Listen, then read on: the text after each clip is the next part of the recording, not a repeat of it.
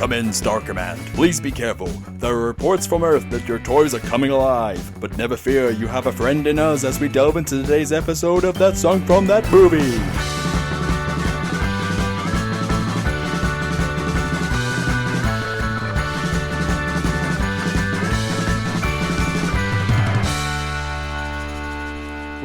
Welcome to the latest episode of That Song from That Movie.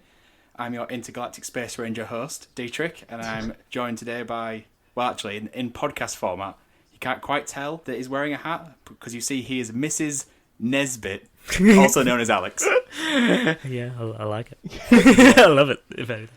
And a stranger from the outside. Ooh. We've got Ben.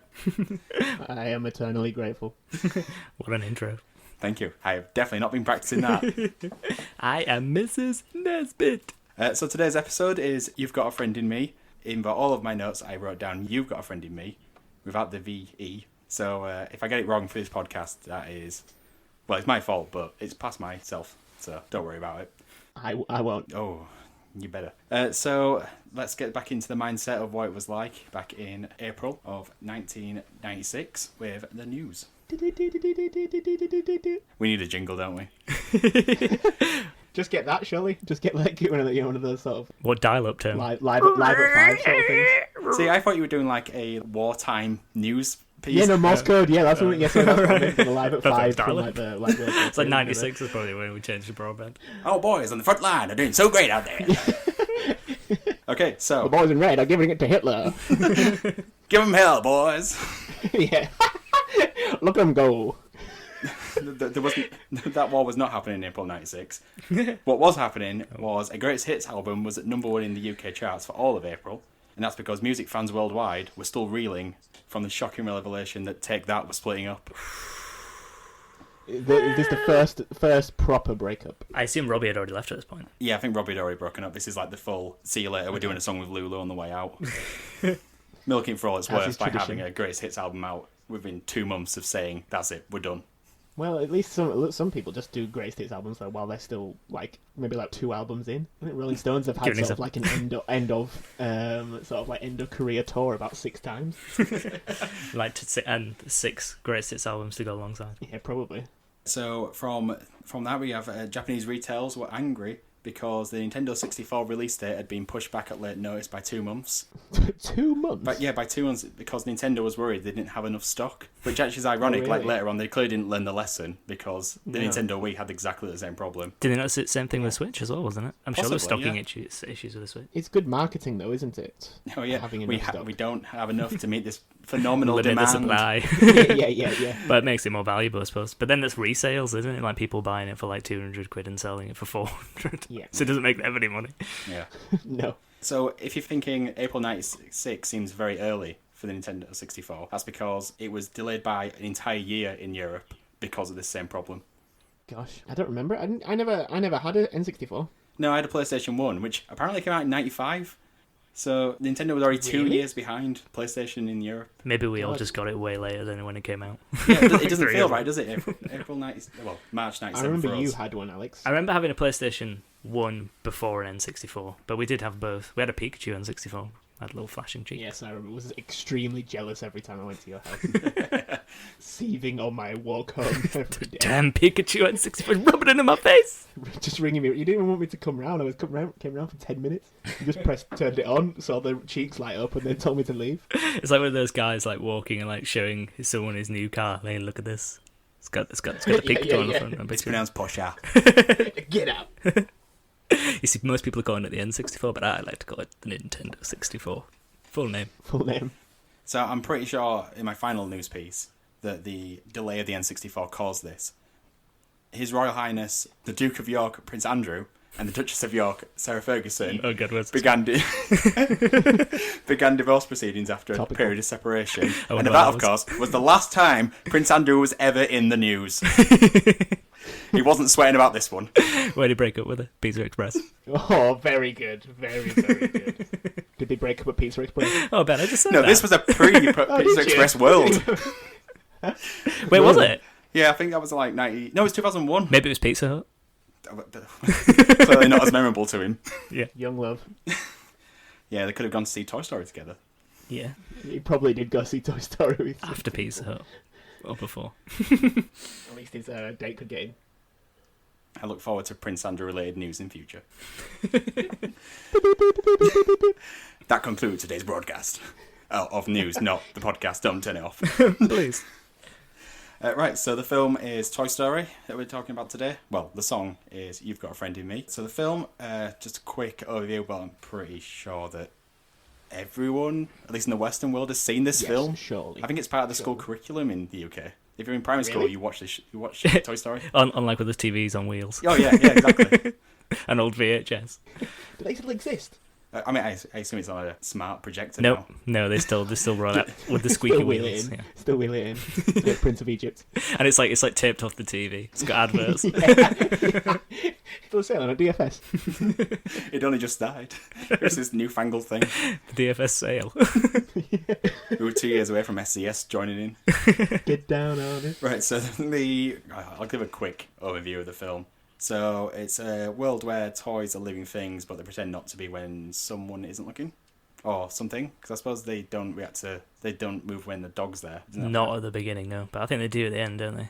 Oh, they're riding, don't they, at the end of the film? Yeah. Oh, okay. Well, inconsistency, Pixar. I don't think the dog's going to tell him. Basically, that's the premise.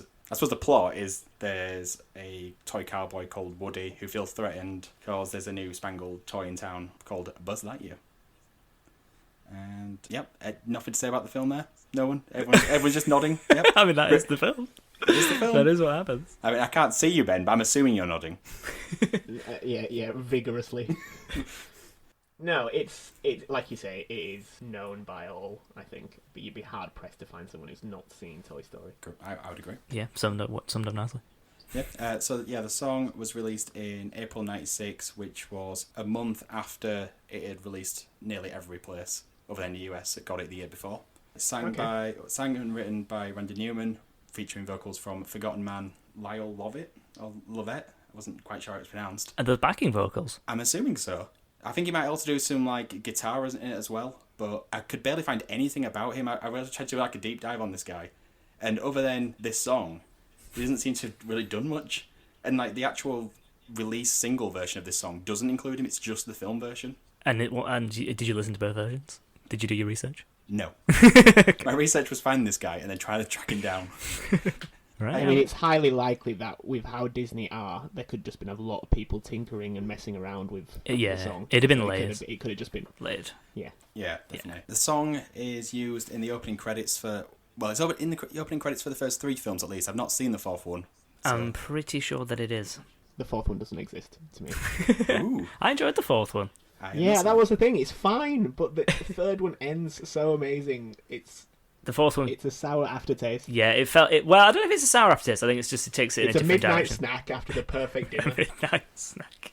But what if is it a midnight snack of the dinner? So leftovers, like when you have turkey no, curry. no, at no, no, Christmas. no. It's not cold pizza. The perfect meal was just the right amount. It was just the right amount. You know, you had that thing where you felt full, but you didn't feel sick. So in the night, you just, for some reason, you thought, oh, you know what? I've enjoyed eating so much today. I'll go and have that block of cheese. And you enjoyed it for a bit, and then afterwards you realise, God, that was a bad decision. I think I'm blind. Yes, Toy Story 4 made me blind. I've not seen Toy Story 4. Could you just watch that after 2 and before 3? Or is there too many references in the 4th one towards what happened in the 3rd? I suppose, is it Bonnie's in it? Yes. No, I think... Well, that's the main thing, that Andy, I guess, has gone. And the owner is now Bonnie. Well, you wouldn't understand who Bonnie was and how he got to her. That's what I mean. It feels like a new thing. Because there's a big gap in terms of the chronology of this. Because Andy in the second one is 10, 11?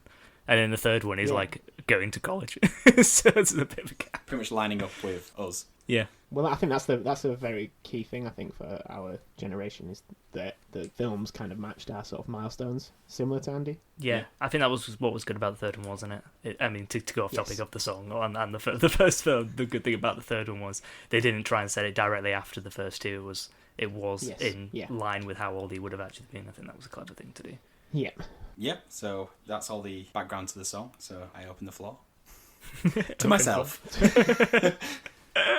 I guess it is iconic, the song. And I remember, when it opens up, I can see that that blue sky of Andy's, is it his wallpaper, and the writing the Toy Story coming up, and then the sort of montage of him playing with Woody, it sort of just melds in my mind, the two. Yeah.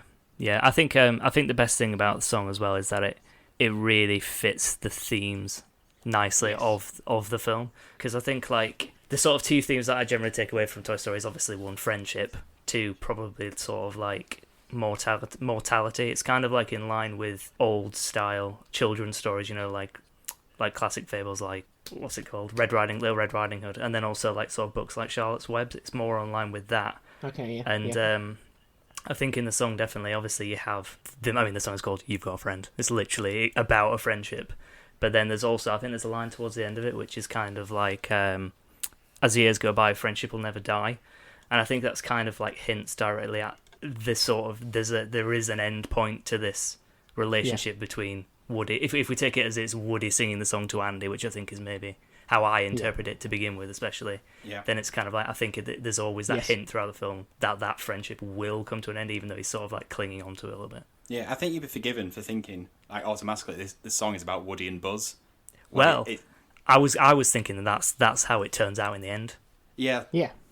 Whereas at the beginning you sort of think it's almost from Woody to Andy, like a dichotomous relationship, isn't it? Just a one. Yeah, well, at the beginning it's very one-sided. I think like it's the way the song is sung. It's kind of like it's sort of like dependent upon to Andy. Yeah, it's like that. But by the end, I think the song becomes more about Woody and Buzz than it is at the beginning. Yeah. So in my notes, I've got that Randy Newman claims the song was about cartoon figures having adult emotions. I guess they're not cartoons. That just sounds a very older generation not understanding. Is having a friend an adult thing? No, but I think maybe the mortality side of it is. And I think like what I take from it, especially the end of the film, is with Buzz and Woody when they're sort of sat there like joking like, oh, we're friends now, and then all of a sudden it's like a puppy at the very end.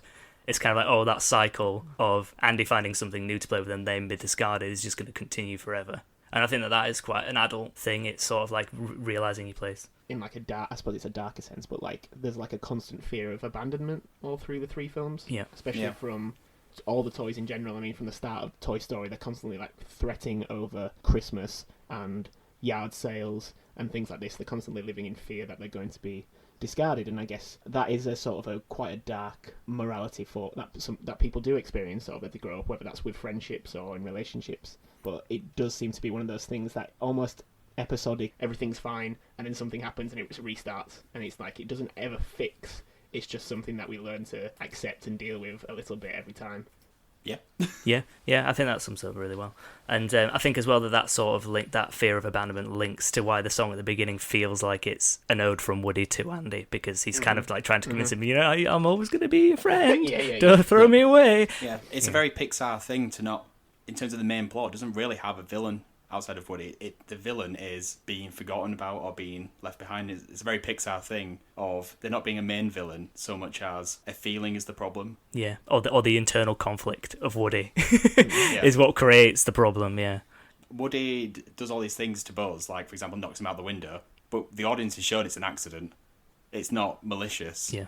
But it just fuels more internal conflict with Woody because he worries that everyone else thinks that he's worried when he is, and he's trying to hide it. Yeah, I think that's the thing, because he's always treating it as like I guess from a leadership perspective, like, oh, you guys don't worry, you're not going to be replaced. Never thinking he himself, or rather, he might have the doubts, but never thinking his position is ever under threat because of the people who currently exist within his sort of circle. None of them can supersede him.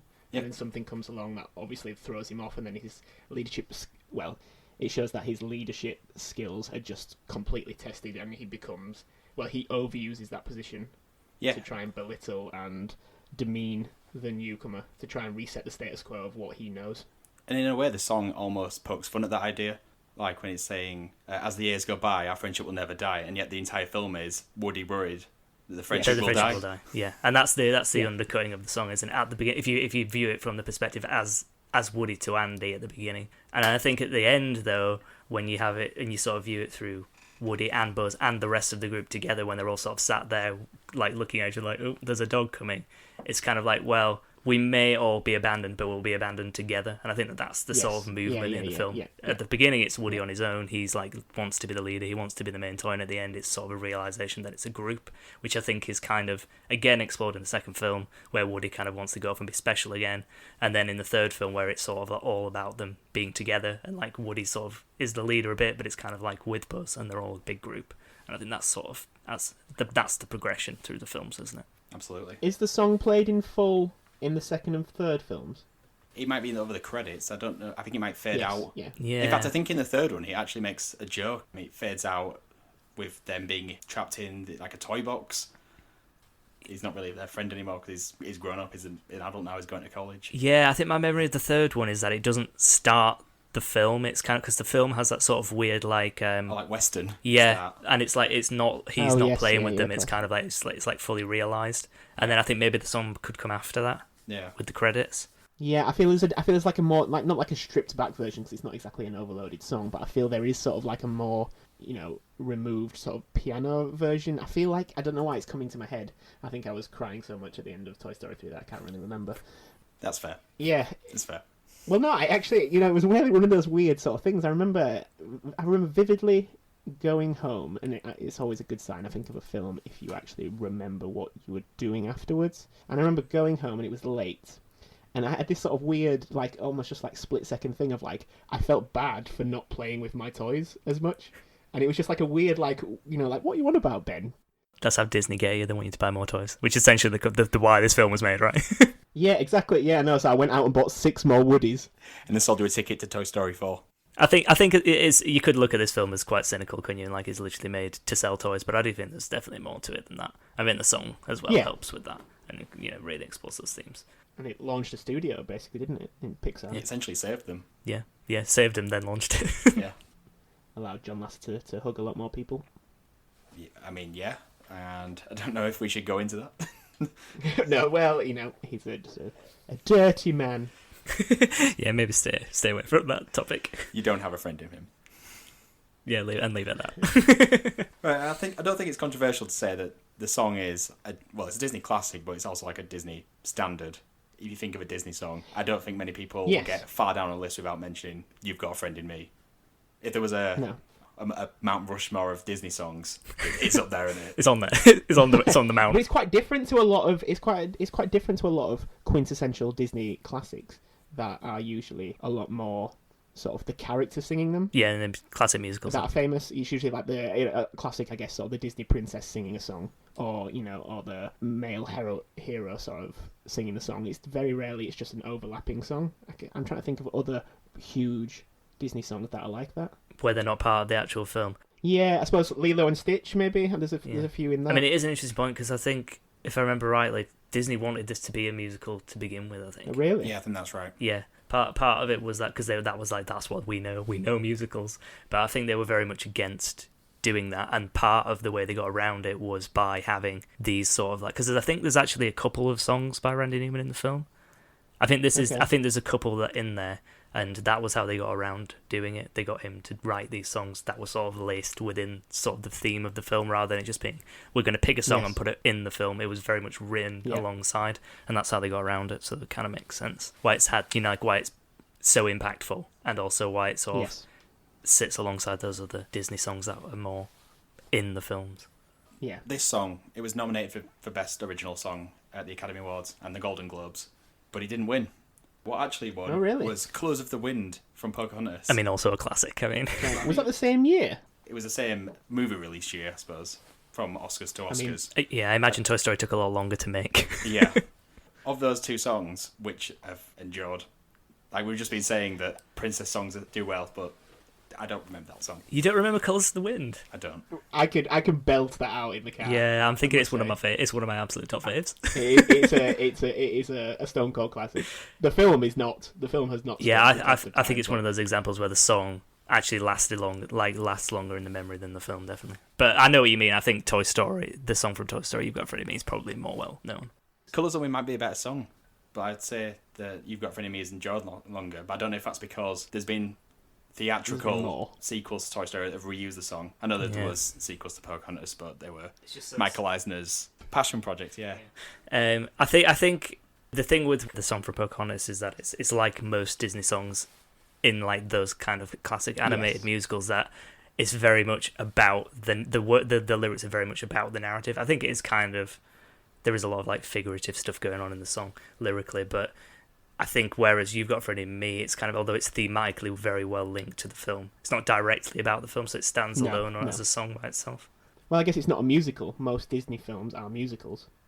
They are, there's multiple songs. Yes, there's usually a big one that lasts, but most Disney films are musicals, and that does very well for them because they earn a lot more money. I mean, look at Frozen. You can see Frozen 2. You could see them building up to another Idina Menzel song that would top the charts. We have kids singing constantly. It works for them. That's what they want. Another sort of modality to smash basically over this. You have film, you have music. Yeah. The weird thing, we'll probably talk about this in a future podcast, the weird thing about the first Frozen film is Let It Go wasn't written for Frozen. Oh, really? No, it was a song that someone at Disney had written saying, one day, this is going to be a really popular song, we need to find a film for it. Okay. That's kind of why when you watch Frozen, that song almost comes out of nowhere. It's sort of like the film stops, and then suddenly it's like almost like a music video, and then the film restarts. Well, yeah. I guess they must have added The Cold Never Bothered Me anyway at the end to link it to Frozen. Yeah. I kind of see what you mean though, because like, there's no, unlike most Disney songs like the one in Pocahontas, there's no direct reference to the story or anything in Let It Go, is there? It's kind of just more like this is the it's feeling. An impassioned feeling. Yeah, it's not like do you want to build a snowman or Love is an Open Door or whatever. Very concrete. And as well, like a lot of the songs are generally worked into the story. They're like, for instance, Love is an Open Door. There's like actual like dialogue in it, whereas there isn't in Let It Go. But I guess you've got Idina Menzel, you're going to use a voice. Well, yeah. You're absolutely going to use a voice. Or is it Adele Dazeem? Yeah. It's silent. It's definitely Adele Dazeem.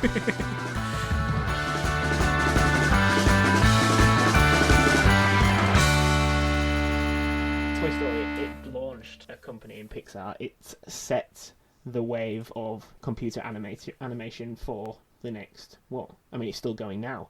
Even Disney originals are computer animated now. I don't know the last sort of hand-drawn Disney film. Princess and the Frog, maybe? Princess and the Frog was one I was thinking of. Has there been one since then? They've just taken to remaking them action. Tangled, Wreck-It Ralph, Moana, Frozen, they're all computer animated. They're definitely computer animated. Yeah. So, and this feels like a really good pub question. And they're all Disney films, they're not Pixar films. It's a lot harder to differentiate between the two, whereas I think throughout the noughties, it was very obvious what was a Disney film. Like, what was it, Home on the Range, things like this, which was crap. Brother Bear, Tarzan. Brother Bear. Yeah. The Phil Collins films, as I like to call them. Bolt was before Princess and the Frog, and that was definitely computer animated. Yeah, but it was not. It was just that general. That was more of a general. Pixar were absolutely smashing it. Finding Nemo, Wall-E, Up, A Bug's Life. Bug's Life was, I guess, earlier, but in the noughties, and then whereas Disney, I think, started to collapse. And I don't think it was until Tangled that they actually started to pick back up again and actually make sort of bankable, well-liked films again.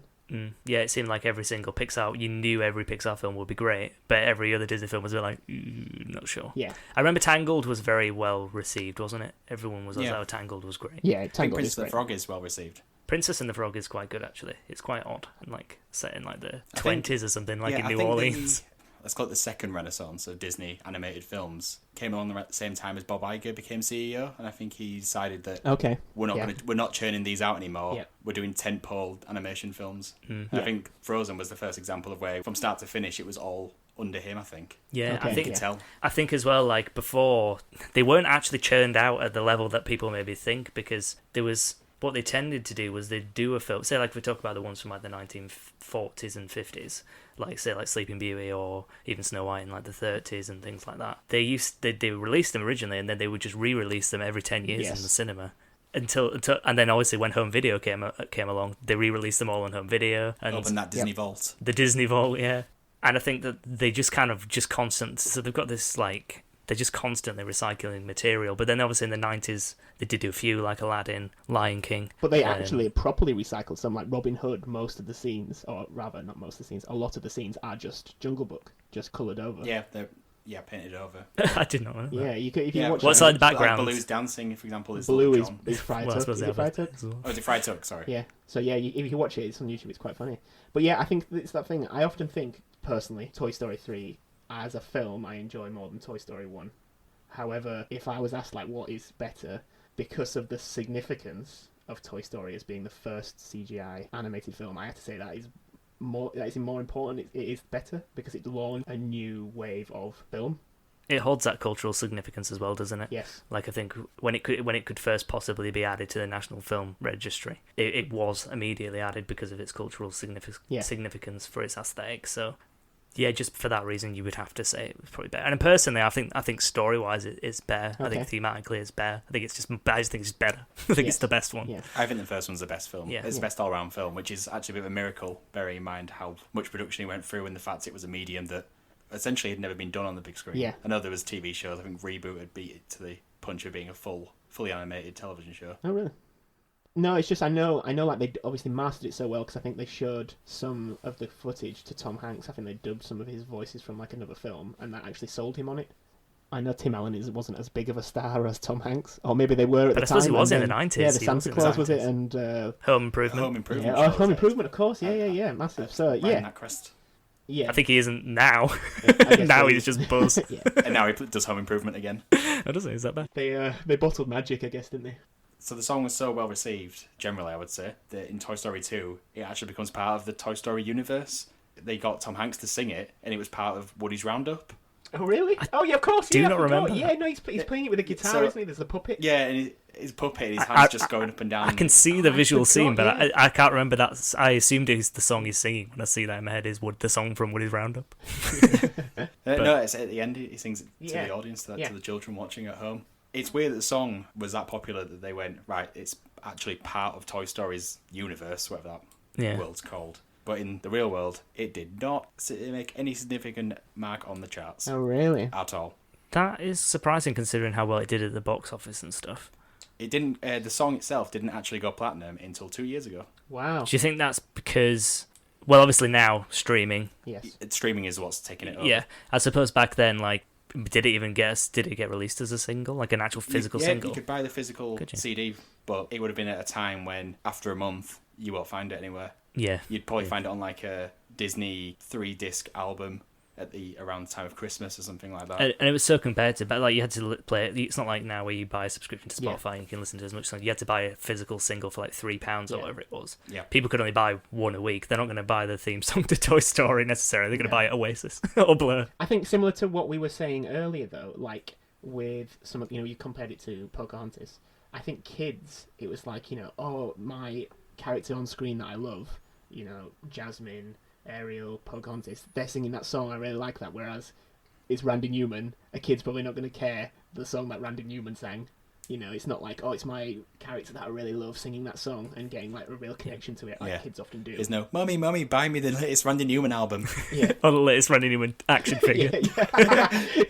But yeah, I think that's a big difference. Yeah, the song's just not as prominent in the film, is it? No. I think it's gained prominence from being in all the films, but it's only at the beginning, and I think we remember it, and I suppose like rewatching. It feels like a credit song, doesn't it?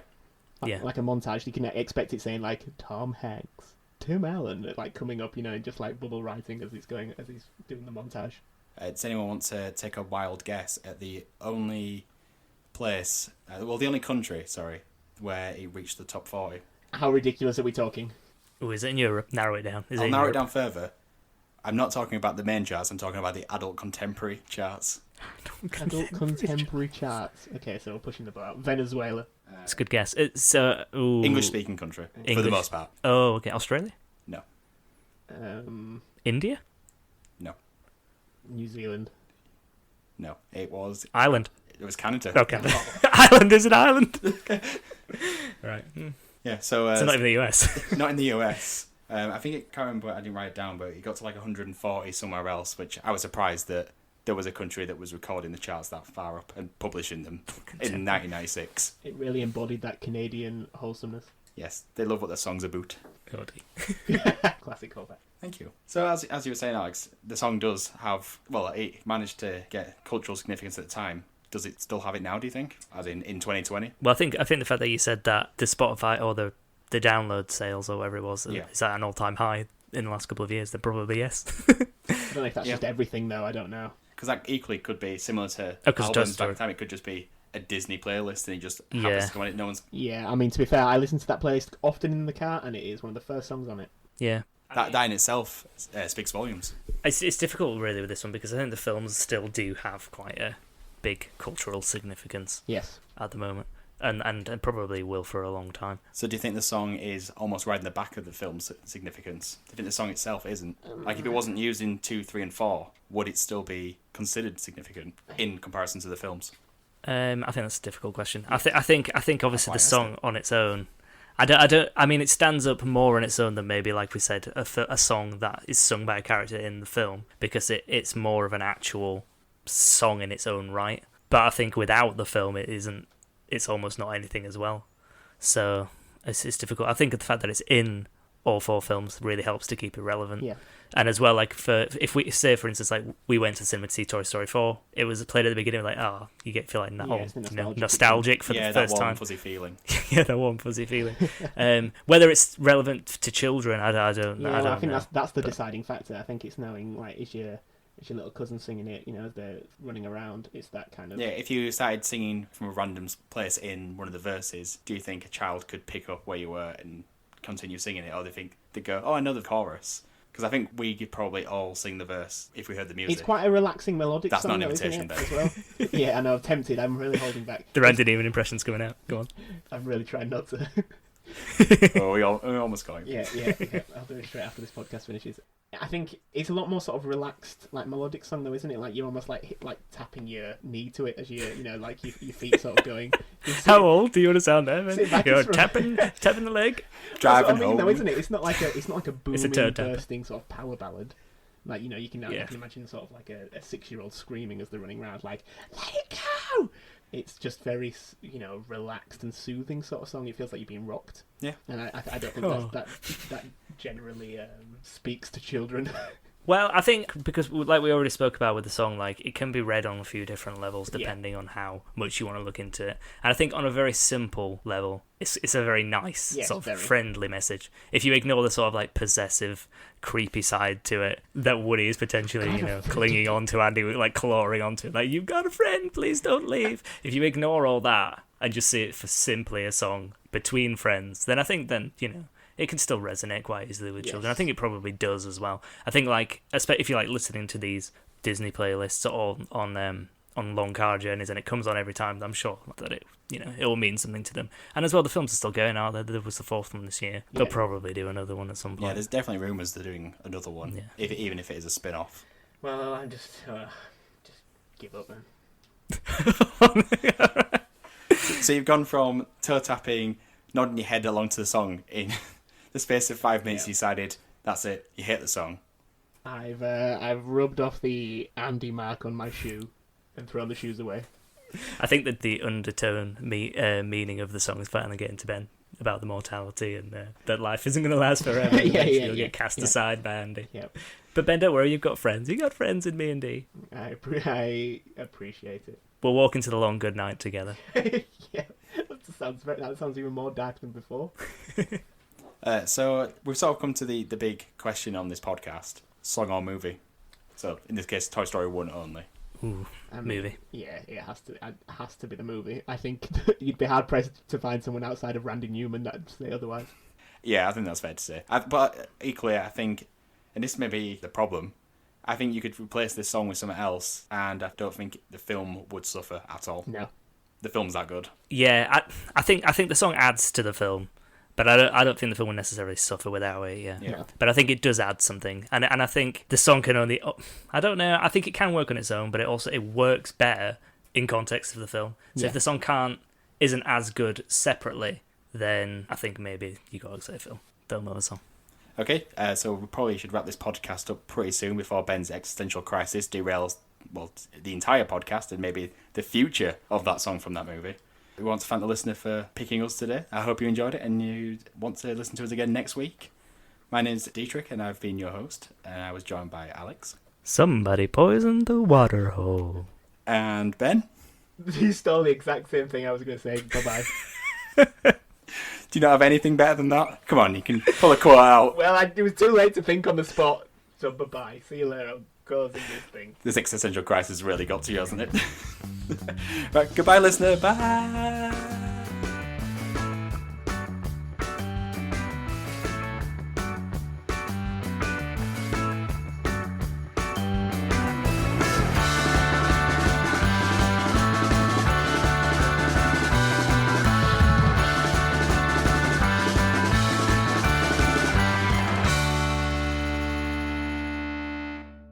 Toy Story 5, why? I hope you can hear that bit in the end.